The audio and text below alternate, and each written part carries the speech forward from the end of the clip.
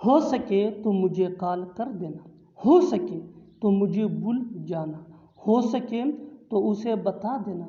ऐसे जुमले हम अपने डे टू डे लाइफ यानी रोज़मर्रा ज़िंदगी में ज़रूर बोलते हैं या सुनते हैं। इन जुमलों में हम कह रहे हैं हो सके तो, इसके लिए आपको यूज़ करना होगा इंग्लिश में इफ़ पॉसिबल। आइए कंप्लीट स्ट्रक्चर देखते हैं, सेंटेंस प्लस इफ़ पॉसिबल। अच्छी तरह समझने के लिए कुछ मिसालें देखते हैं। हो सके तो मुझे कॉल कर देना, call me if possible, call me if possible. हो सके तो मुझे भूल जाना, forget me if possible, forget me if possible.